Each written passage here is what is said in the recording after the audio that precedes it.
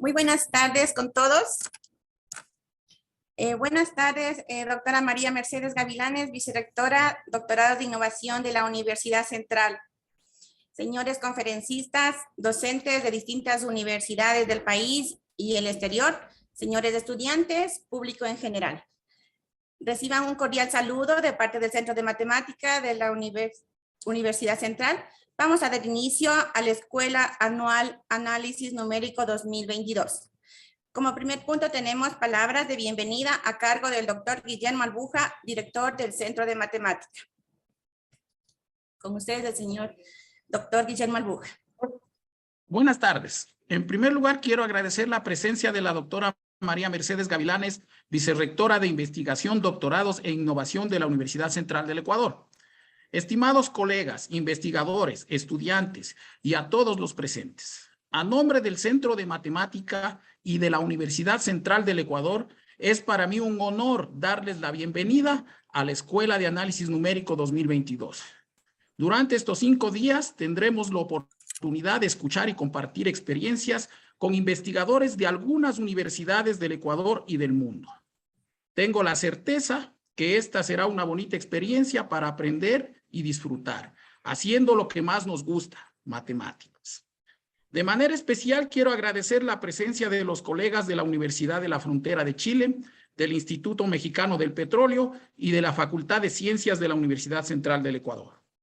También quiero extender un sincero agradecimiento a mi maestro, colega y amigo, el doctor Hernán Benalcázar, exdirector del Centro de Matemática, por su colaboración en la organización de este evento.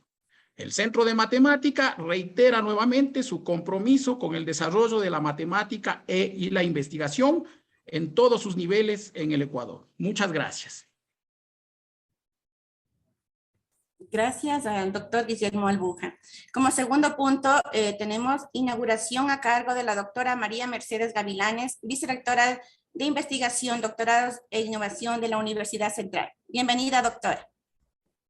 Hola, buenas tardes con todos. Muchas gracias por la invitación. Primero quería felicitar al Centro de Matemáticas por la iniciativa. No es el primer curso que se realiza y el tener en un curso de matemáticas a más de 100 personas es sorprendente. Entonces, felicitarles a todos, agradecerles por la gana de continuar aprendiendo, ¿no? Yo tengo conocimiento que varios de estos cursos son importantísimos para el desarrollo de diferentes actividades y procesos. Entonces, yo desde mi campo, que es la biología, en realidad les agradezco muchísimo a ustedes, matemáticos, por hacernos la vida más sencilla.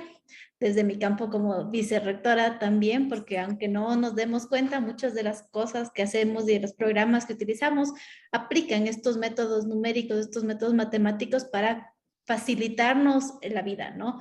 Dentro de las matemáticas modernas, los análisis numéricos nos ayudan evidentemente, aunque tal vez nosotros no nos damos cuenta, ¿no es cierto?, a encontrar aplicaciones en campos tan diversos como la ingeniería, las ciencias de la vida, las artes, la sociología, los negocios, etcétera, etcétera.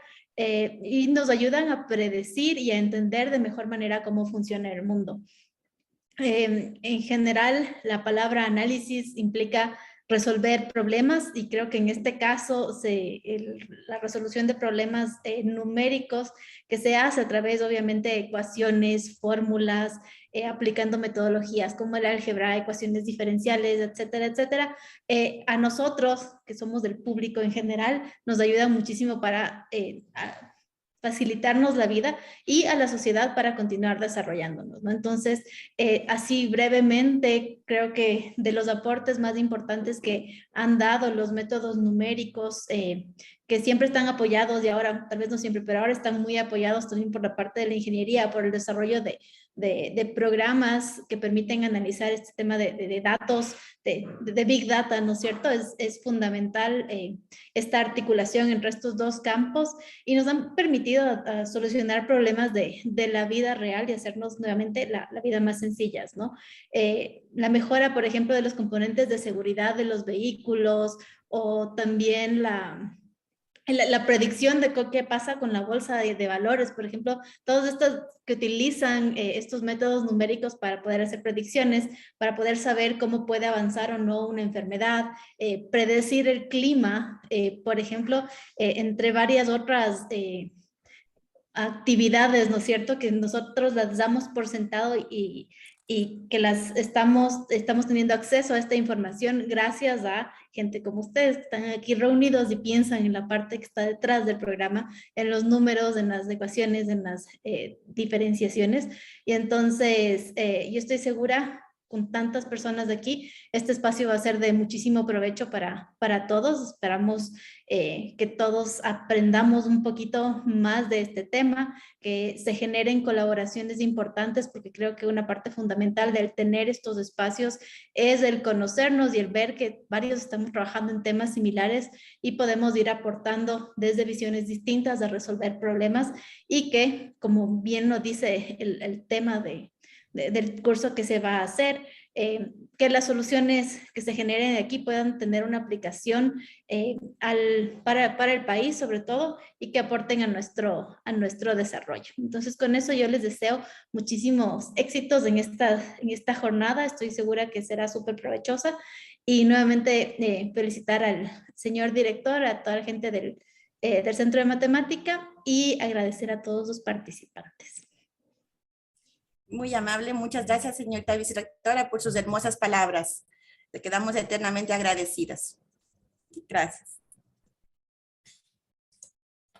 Como tercer punto, a continuación, la primera conferencia a cargo del doctor Gino Montesinos de la Universidad de la Frontera de Chile.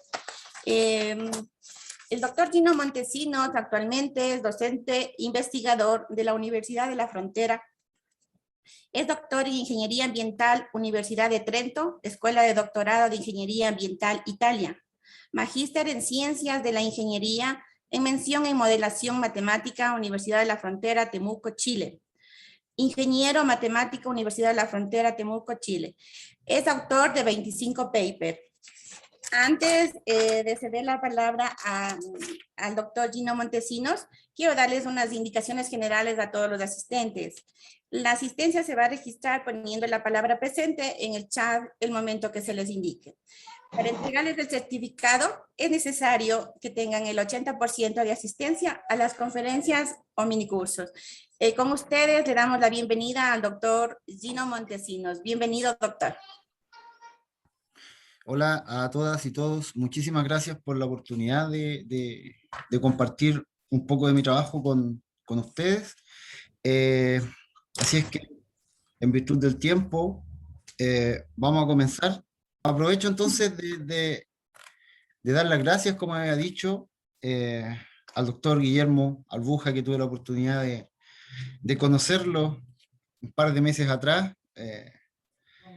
Así es que extiendo la invitación a esta escuela, que entiendo que es la segunda, ¿no?, que se realiza.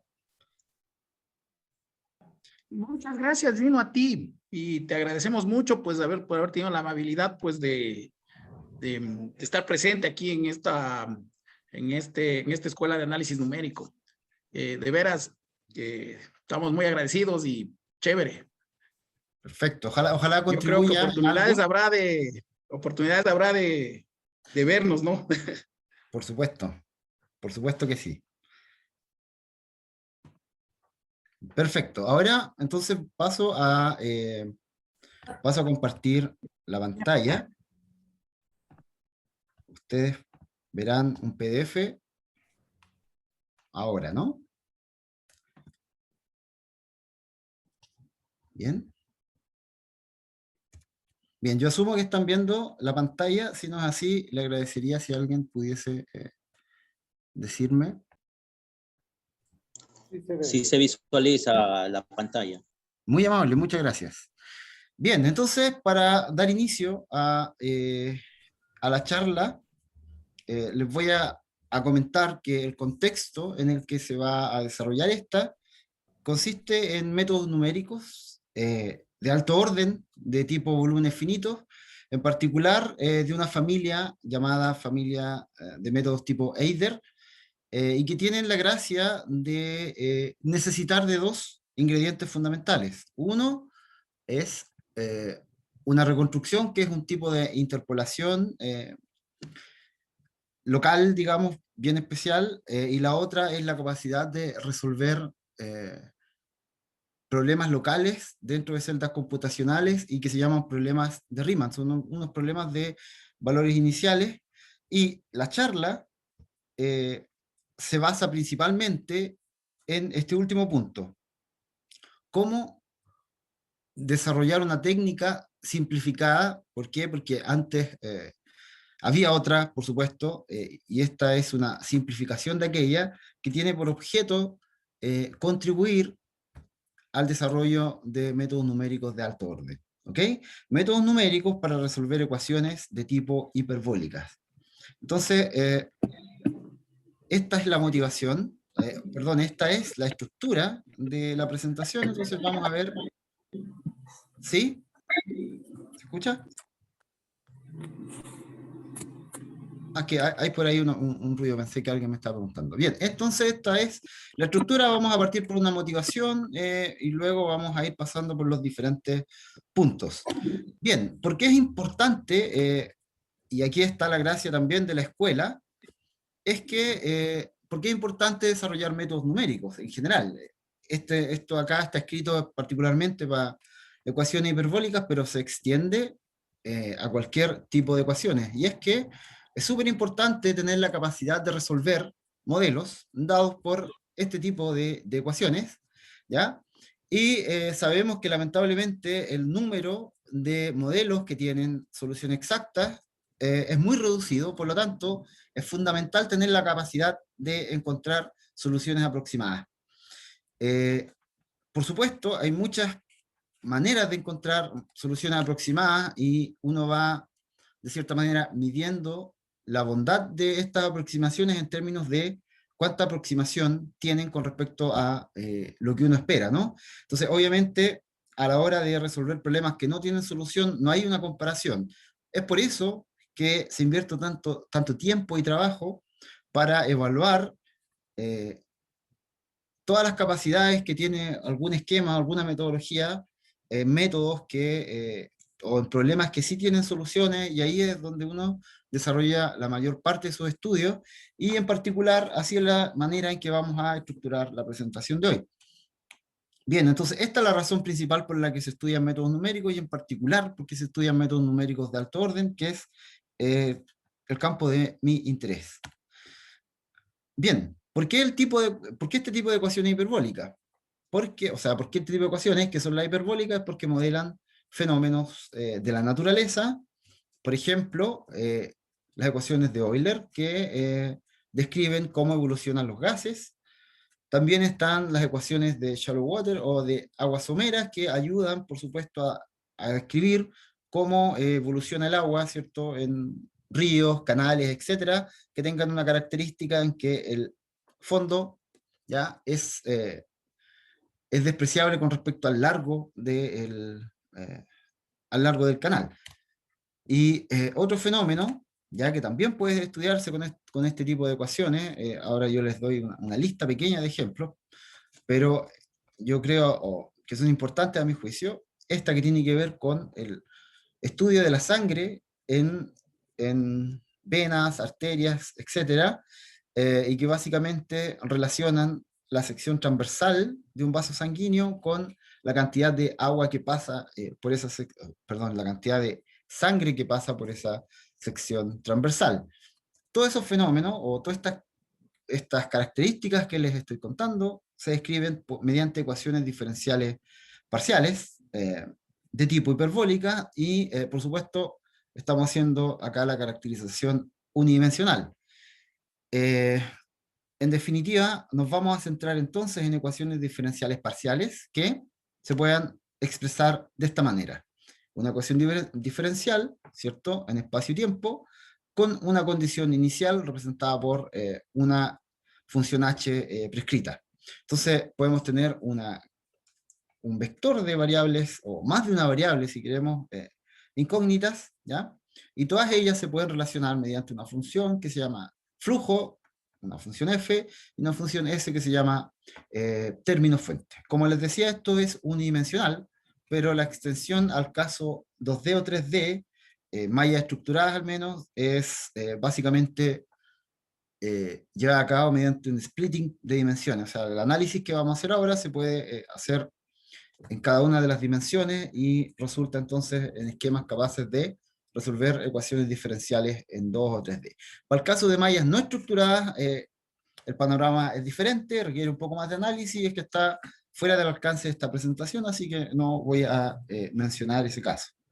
Bien, entonces este es el punto de partida, este es el modo o la forma que van a tener las ecuaciones diferenciales parciales de nuestro interés, y van a ser hiperbólicas porque van a tener una característica en que la matriz jacobiana, es decir, la derivada de f con respecto a q, genera valores propios todos reales, ¿ya?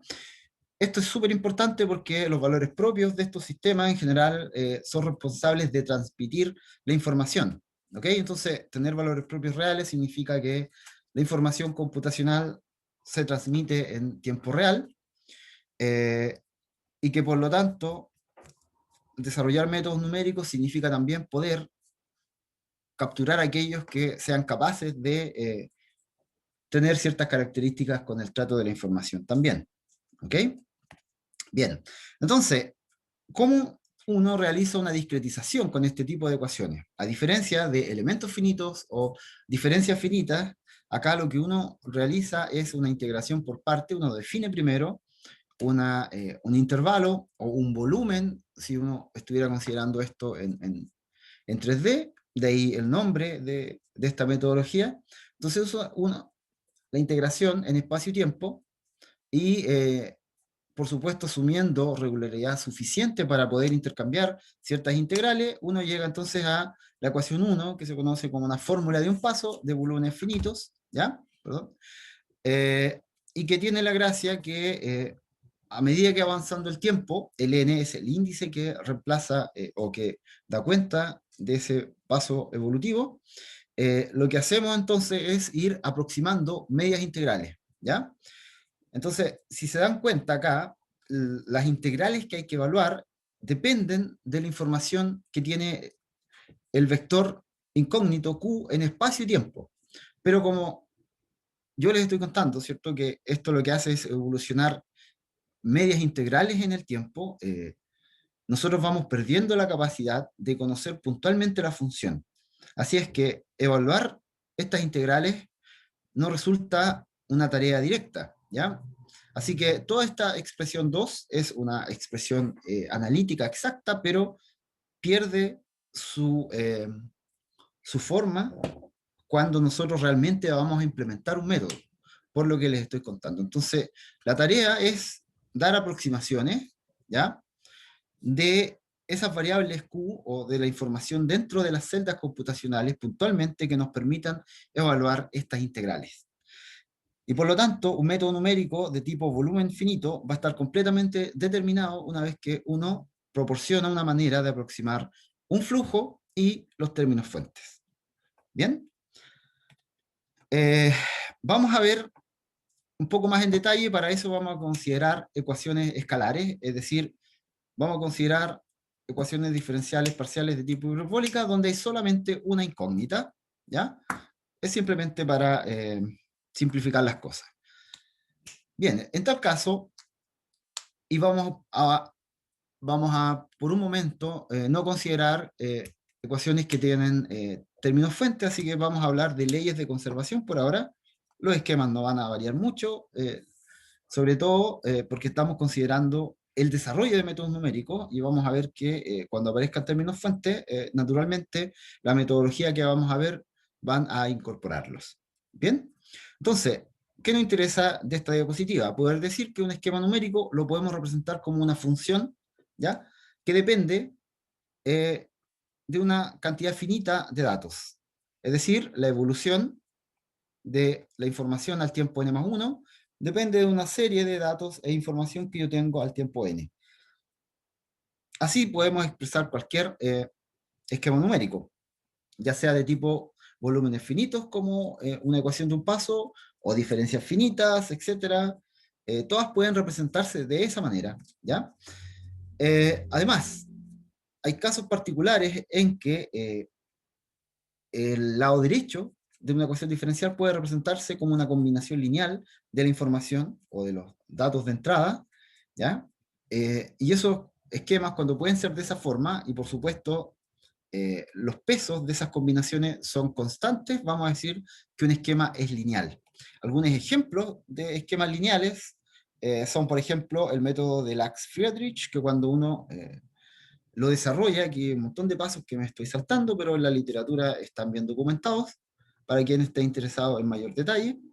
Y lo importante, y lo que quiero resaltar acá, es que, por ejemplo, la información para evolucionar Q al tiempo n+1 depende de la información en Q y n-1, QI más 1, perdón, y QI acá no está involucrado, así que B sub I menos 1 vale 1 más 1 medio, etcétera, lo que ustedes ven ahí, y B I más 1 medio, o B más 1, perdón, está acá, y B sub I vale 0. ¿Ya? Y así uno puede ir identificando cuáles son los coeficientes B que les mencionaba en la diapositiva anterior para cada uno de los esquemas. Como ven acá es súper explícito representar esos coeficientes y por lo tanto uno puede sin ningún esfuerzo darse cuenta de que estos esquemas son lineales. ¿Ya? Entonces vamos ahora a revisar uno que no es lineal o en realidad depende del tipo de problema que estamos resolviendo. Entonces en este caso tenemos igual la fórmula de un paso para encontrar el valor Q sub n, ¿ok? Entonces, esta metodología se va a basar en lo siguiente. Fíjense que la figura muestra lo que ocurre realmente con un esquema de volúmenes finitos.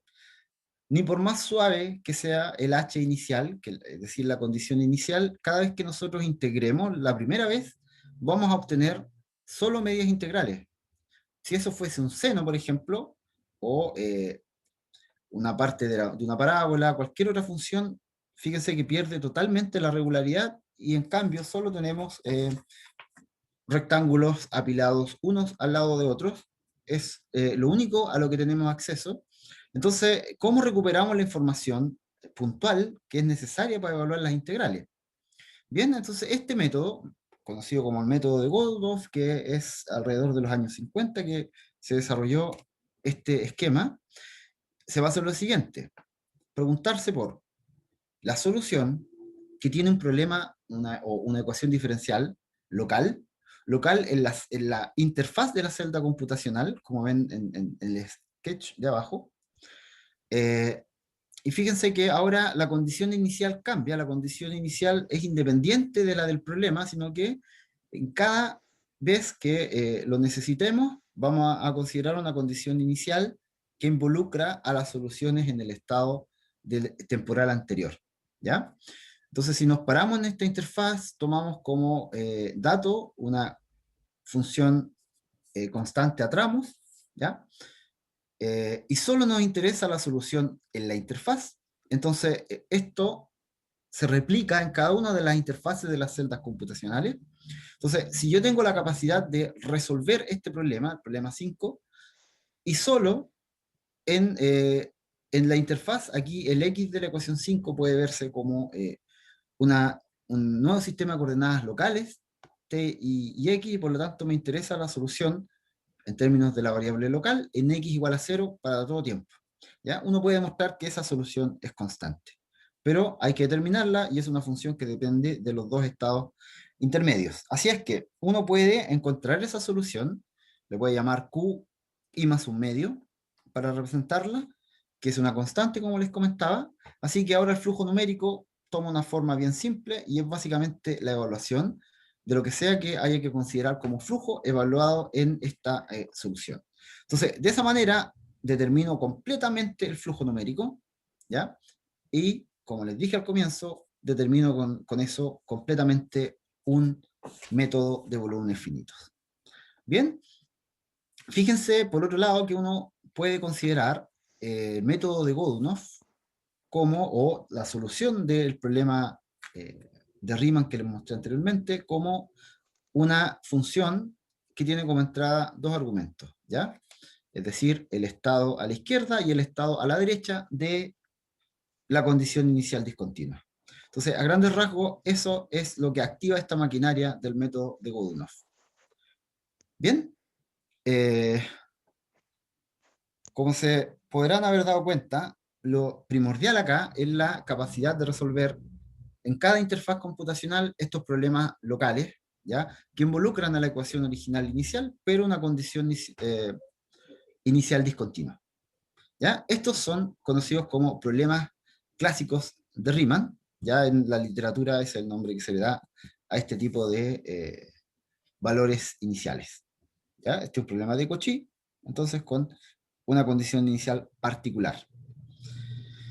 Entonces, esta es la lógica, es decir, construir problemas locales para preguntarnos si es posible replicar todo esto y construir métodos de alto orden, ¿ya? Pero antes de pasar al alto orden, pensar siquiera en eso, veamos cuáles son las dificultades inherentes en extender esto a una exactitud mayor. Entonces, lo primero que tenemos que definir, por supuesto, es a qué vamos a llamar exactitud, ¿ya?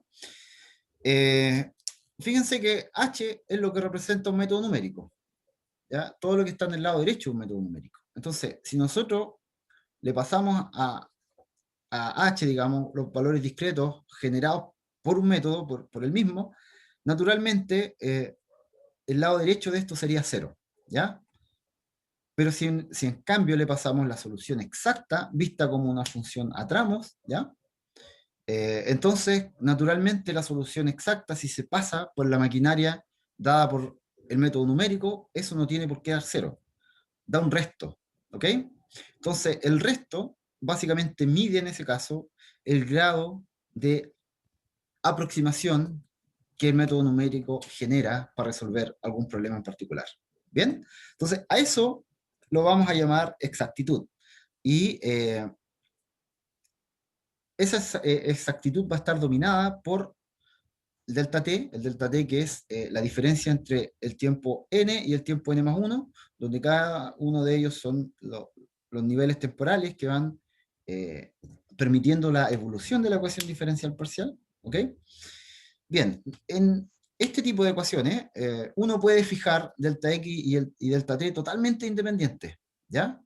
Pero uno puede usar una condición que además es muy buena para la estabilidad. Uno puede, de hecho, estimar rangos de estabilidad en función de delta t y delta x, que es el tamaño de la malla, mediante una condición que se conoce como la condición de CFL en la literatura, y tiene esta pinta que está acá en la primera línea, ¿ya? Entonces, cuando uno obtiene una exactitud, ya en el sentido que le estoy contando, que da la ecuación 7 en tiempo, dada entonces la condición de CFL, la misma exactitud se espera en espacio. ¿Bien? Aquí hay otra característica de los métodos numéricos. Ya sabemos que podemos representar métodos numéricos lineales, ¿cierto?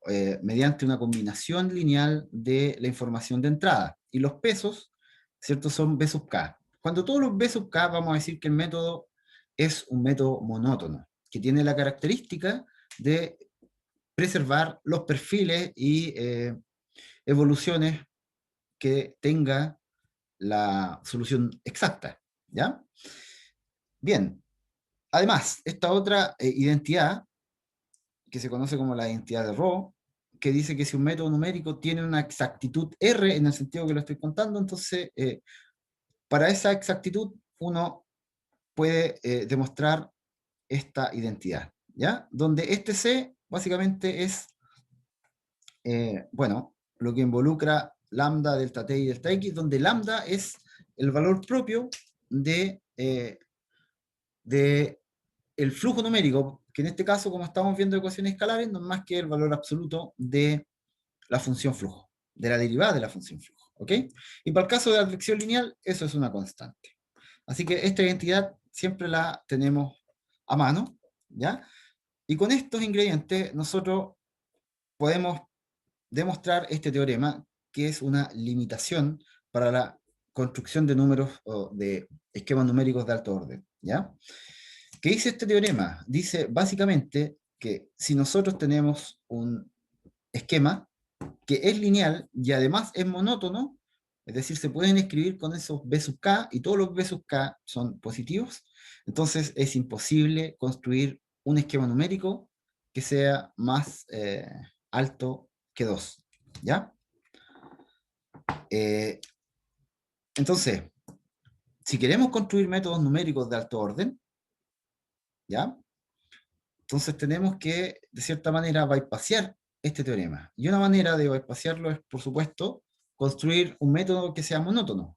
Pero hay esquemas numéricos como Lax-Friedrich, por ejemplo, que no es monótono, y de hecho puede dar segundo orden, pero introduce una difusión numérica, que es otro concepto que involucra este tipo de ecuaciones, que es muy mala y por lo tanto estropea cualquier aproximación. Entonces, hay otras consideraciones que me dicen, momento, dejemos la monotonía lo más intacta posible y entonces lo que nos queda por atacar es la linealidad de los esquemas.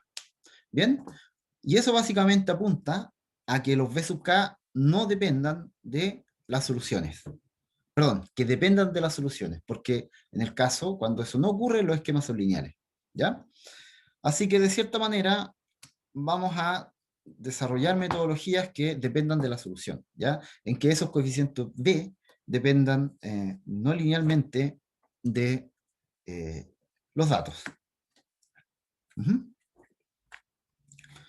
Entonces, pasemos entonces ahora a este método Eider, una vez que ya sabemos cuáles son las limitaciones de construir métodos de alto orden y con la idea del método de Godunov en la mente, entonces vamos a ver qué podemos hacer para usar esa filosofía y construir métodos de alto orden, ya en términos de aproximación o exactitud. Y por lo tanto, como vamos a definir un nuevo esquema numérico, vamos a tener que ser capaces de describir cómo calcular los flujos numéricos y los términos fuente. ¿Bien? Y vamos a recurrir a un concepto muy similar a esos problemas de Riemann que vimos al inicio. Y básicamente lo que vamos a hacer es una generalización de ese tipo de problema, donde ahora vamos a permitir que las ecuaciones diferenciales sean no homogéneas, es decir, que tengan un término fuente, ¿ya? Y a diferencia del caso clásico para el problema de Riemann y por supuesto para el problema de Godunov, ahora las condiciones iniciales no van a ser constantes a tramo. Fíjense las figuras que están abajo, las de la derecha de ustedes, fíjense que es una figura plana o rectas planas. Eso significa que de cierta manera están considerando las medias integrales en cada celda. ¿Bien? Los problemas de Riemann generalizados lo que hacen es interpolar con todas las celdas vecinas a una celda I, donde me interesa poner la interfaz computacional, y por lo tanto yo tengo un representante de la solución al tiempo q a la n, que es un polinomio. Lo mismo hago para la celda adyacente a la interfaz que me interesa, o donde me interesa poner este problema de Riemann, y luego tengo que ideármelas, al igual que en el método de Godunov, para encontrar la solución solamente en la interfaz. ¿Ya? Entonces, esa es la filosofía que vamos a adoptar ahora. ¿Dónde entra la no linealidad acá?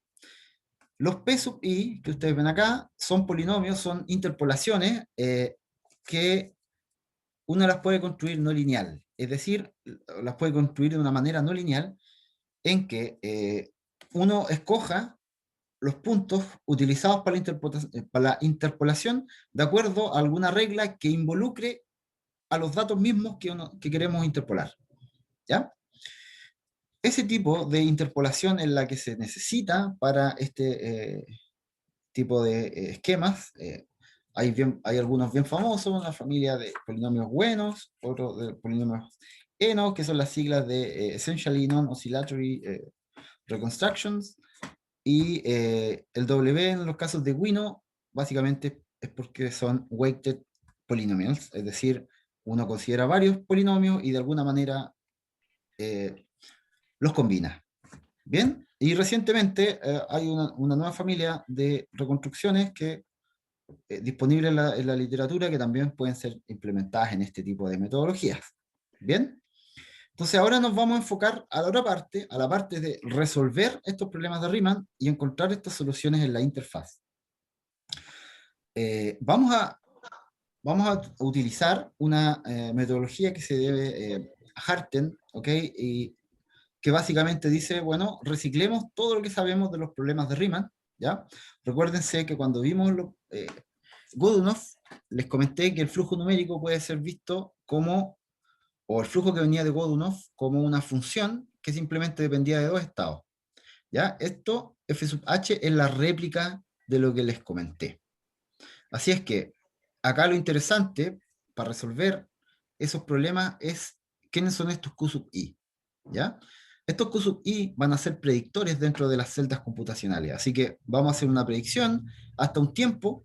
Recuérdense que acá lo que necesitamos es integrar en tiempo, así que para cada punto de esta integral, por supuesto, la manera de hacer estas integrales son mediante cuadraturas, así que tenemos en realidad un número finito de tiempos a los cuales tenemos que detenernos a dar aproximaciones.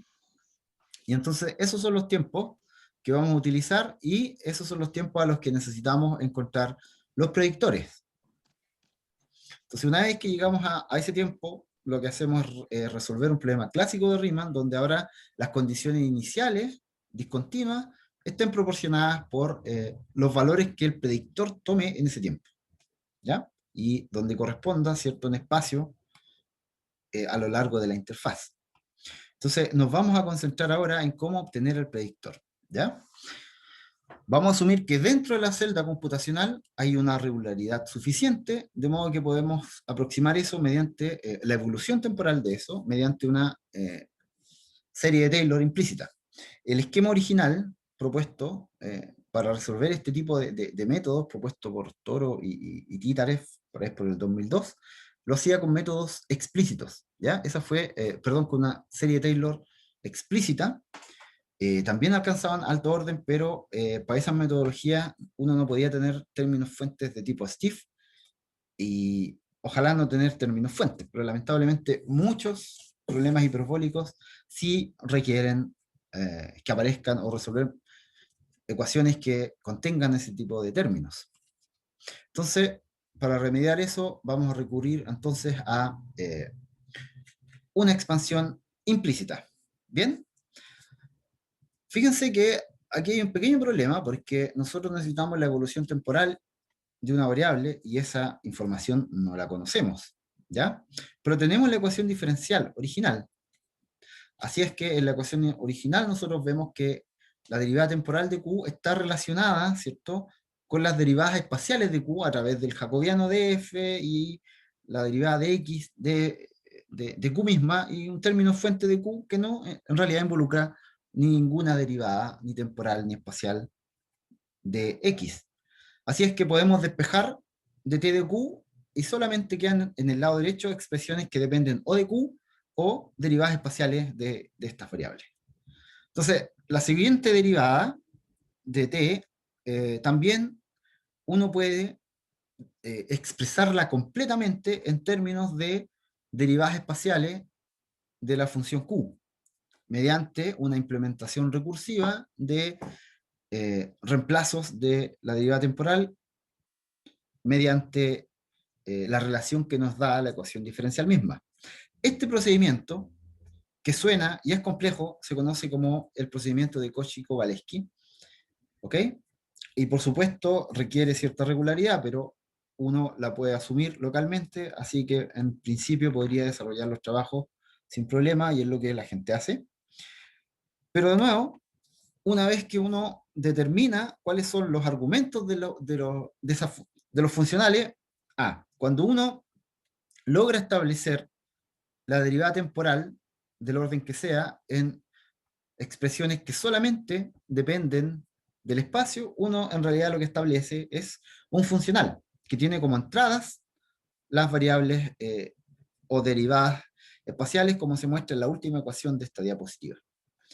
Bien, entonces, ¿cómo encontrar esas variables? Que aún sigue siendo un problema porque involucra encontrar algo en un tiempo dado, que es justamente donde yo quiero tener las soluciones. Bien, eso se logra, en principio, aplicando también una serie de Taylor, implícita en principio, ¿ya? Y que por supuesto uno puede, utilizando el mismo Cauchy-Kowalewski para las derivadas espaciales de las derivadas temporales, determinar todo y expresarlo todo en términos de derivadas espaciales simplemente, ¿ya? Entonces, la primera vez que se propuso esta metodología, nos dimos cuenta que uno podría utilizar para evaluar o evolucionar las variables espaciales todo el polinomio implícito de Taylor, ¿ya? O un número reducido, o considerar solo un número reducido de términos, y es ahí que nació Rita y Zeta por Reduced and Complete, ¿ya?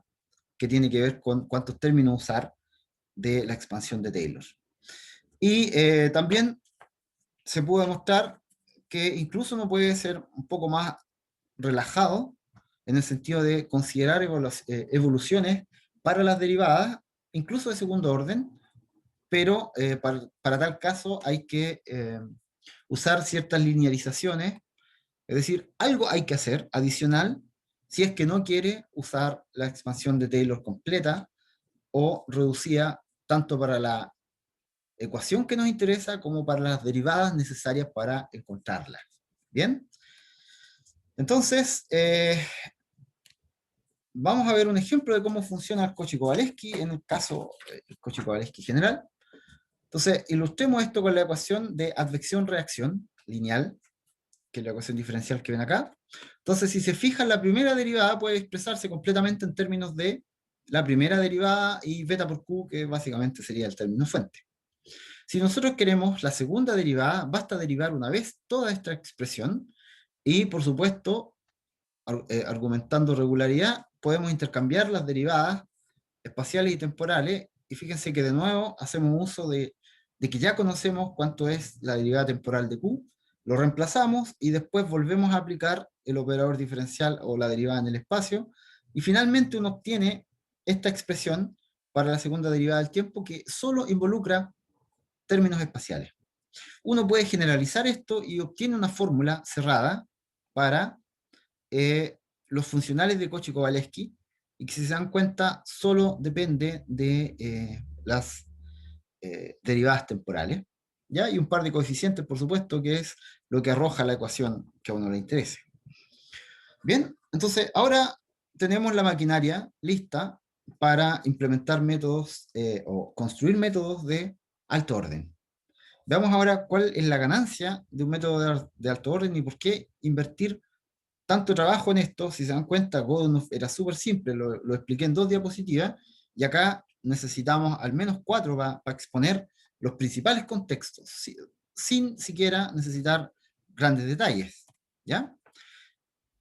Bueno, esa explicación espero lograrla con este gráfico. En este gráfico ustedes ven el tiempo SPU versus el error en norma L1 para la ecuación de advección lineal.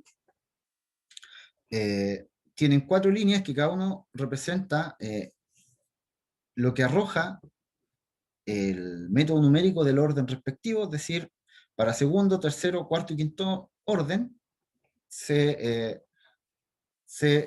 dibuja esa recta que básicamente dice que para tal error uno necesita cierto tiempo de cómputo, ¿ya? Entonces, para hacer un ejercicio, fíjense que la línea negra que corresponde a segundo orden nos dice que si nosotros quisiéramos alcanzar un cuarto orden, o perdón, un error de 10 a la menos 3, quizás necesitaríamos replicar esta diapositiva unas 2 o 3 más hacia la izquierda, ¿cierto? Para alcanzar recién 10 a la menos 3. Pero imagínense si la pregunta fuese ¿cuánto tiempo de cómputo necesitaría si con el segundo orden quiero alcanzar un error de 10 a la menos, no sé, 9 o 10 a la menos 8? Se imaginan que la proyección de esta línea negra nos dice que realmente el tiempo de cómputo es imposible para alcanzar tales órdenes de magnitud. Eso es segundo orden. Imagínense el primero, que es mucho más plano que el segundo. Entonces, esto deja fuera de combate entonces a los métodos de primer y segundo orden, ¿ya?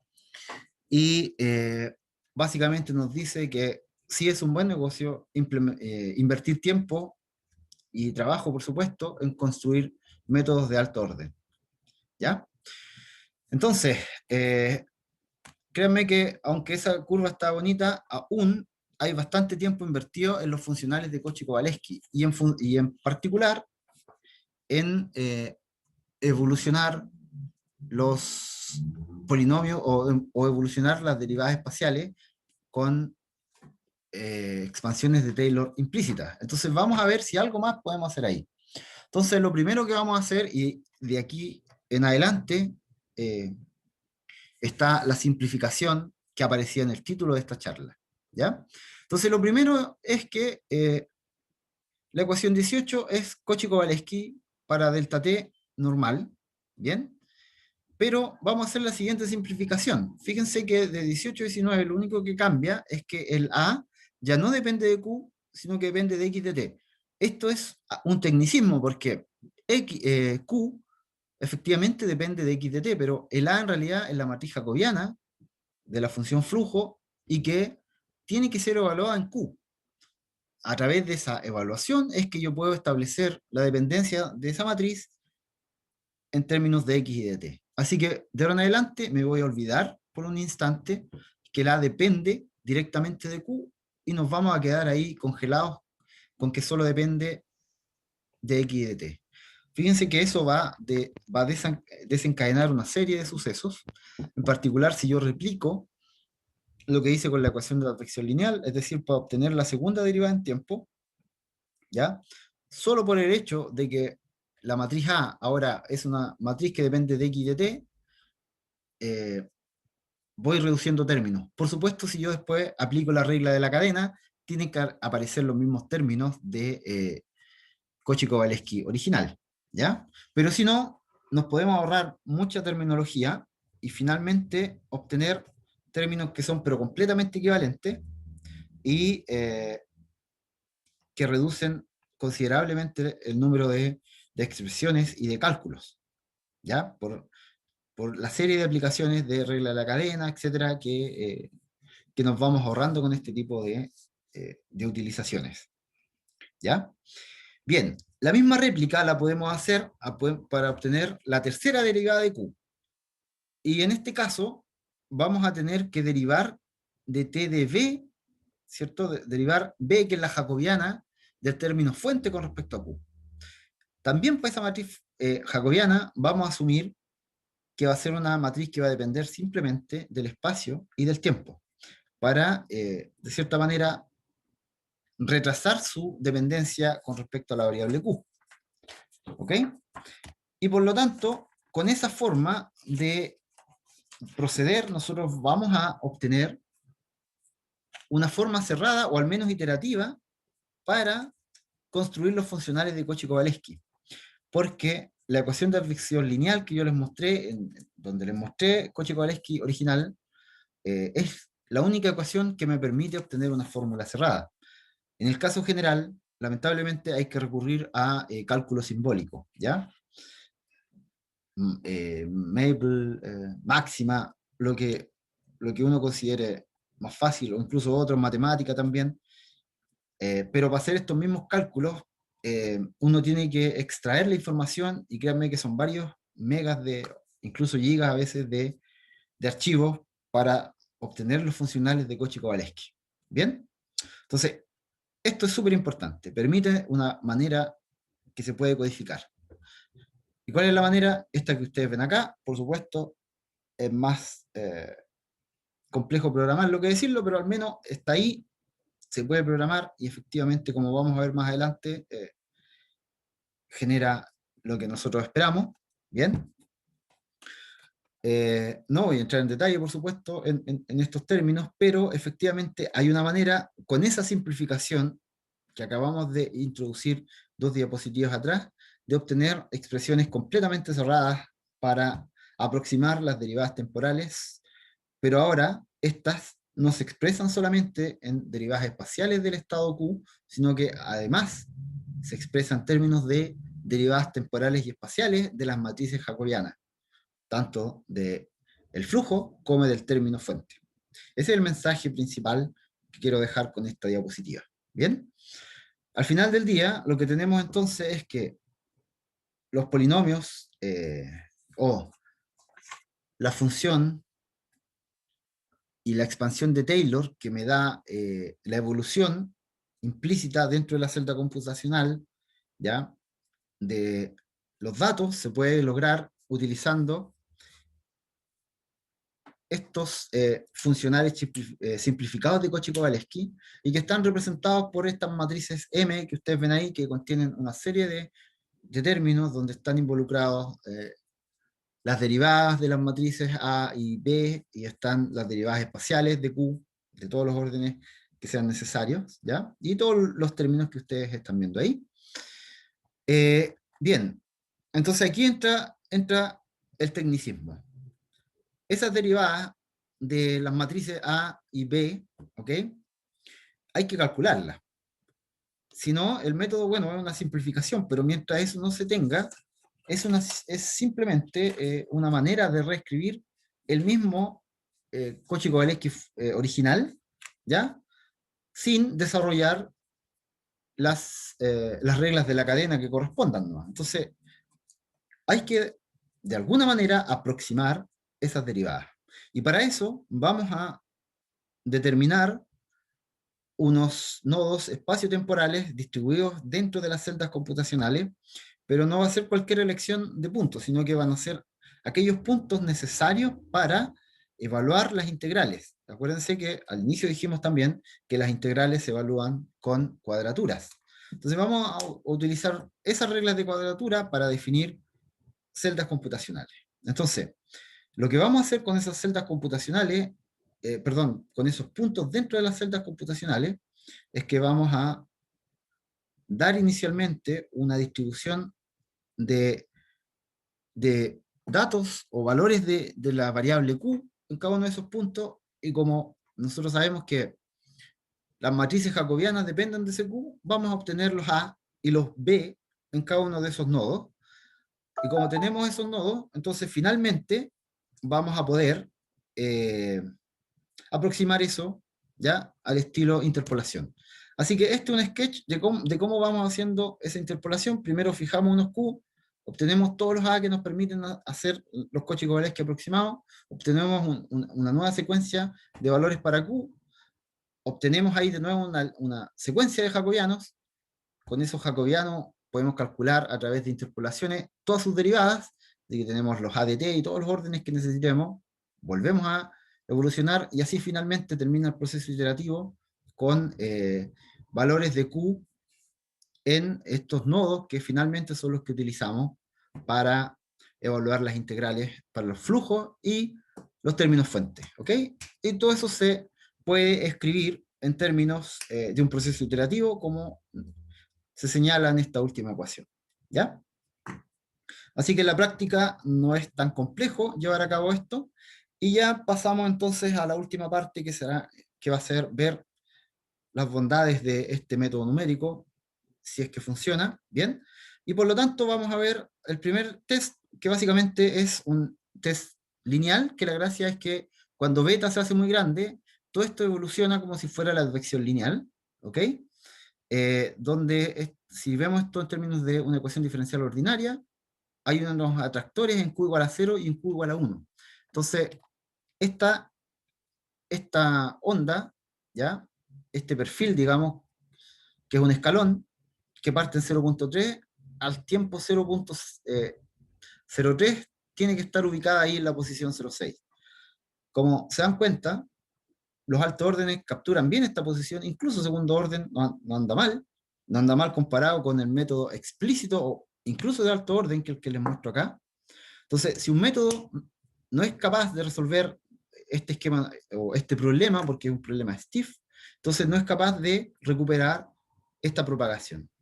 Y esta metodología con el Cauchy-Kowalewski simplificado y la expansión de Taylor implícita, si lo logran. Así que anotamos un punto ahí.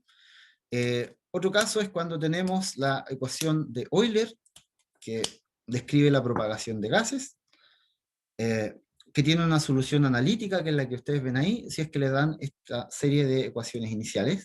Y con esto entonces podemos calcular, como tenemos la solución exacta, podemos calcular las tasas de convergencia empíricas. Y como podemos ver, efectivamente se alcanzan órdenes muy altos hasta quinto orden en espacio y tiempo, ¿ya? Con esta metodología, así que también vemos que esto funciona.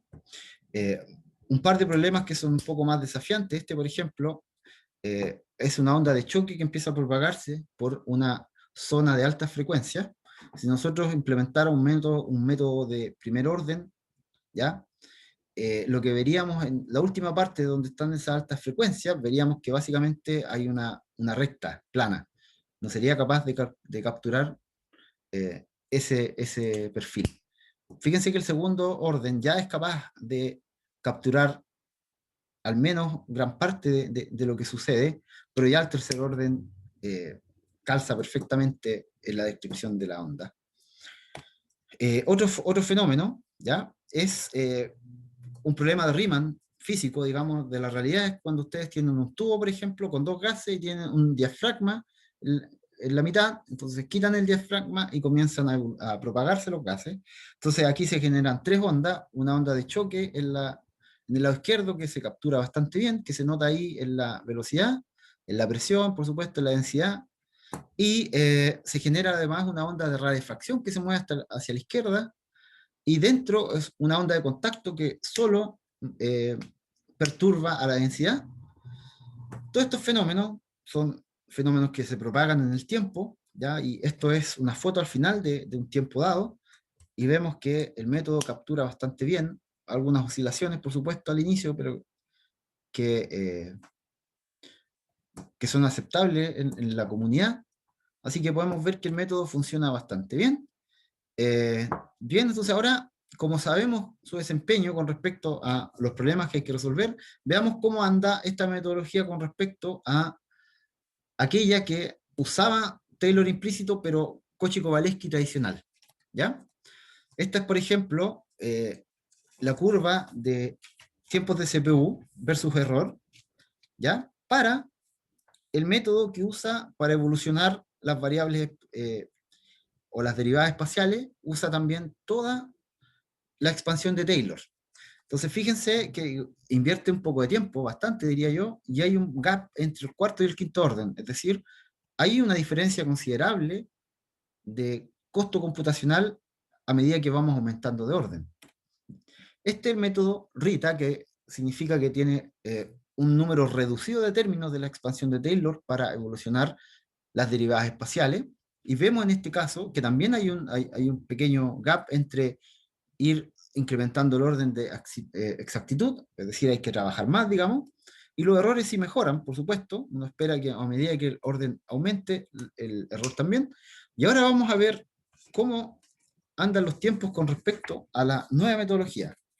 Y vemos que logramos reducir casi un orden, más de un orden de magnitud, los tiempos de CPU, y además esta metodología no tiene un gap tan exagerado entre alto orden, es decir, ir de un orden alto a otro, digamos, no tiene un costo tan significativo, al menos hasta el quinto orden o cuarto que vimos acá, digamos, pero en la práctica vimos que para el quinto orden al menos andaba bastante bien, ¿ok? Bien, entonces estamos terminando, esto básicamente es una conclusión de lo que hemos visto, ¿ya? Que el nuevo método de Cauchy-Kowalewski describe las variables o las derivadas temporales con o mediante derivadas espaciales, pero además ahora hay que incluir en esta representación las derivadas de las matrices jacobianas, ¿ya? Entonces, la simplificación que acabamos de introducir nos permite una fórmula recursiva, ¿ya? Además, vimos que las expansiones de Taylor necesarias para la evolución de las variables espaciales del trabajo original ya no son necesarias. Así que eso muestra que hay una mejora en los tiempos de cómputo, ¿ya? Y además vimos, resolviendo los tests, que es capaz la metodología de resolver fenómenos con características complejas en sus ondas, digamos, o en sus propagaciones, ¿ya? Y en términos suaves o en regiones donde las funciones son suaves, obtenemos efectivamente órdenes altos de aproximidad, ¿ok? Hasta el quinto orden al menos, que fue lo que se implementó en este trabajo. Bien, eso termina la exposición de este trabajo. Muchas gracias por la atención. Muchísimas gracias, Gino. Te agradecemos mucho. Muy interesante tu conferencia. Muchas gracias. Señores, tendrían unos 10 minutitos de receso para continuar con la segunda conferencia, que es del doctor Hernán Benalcázar. Muchas gracias.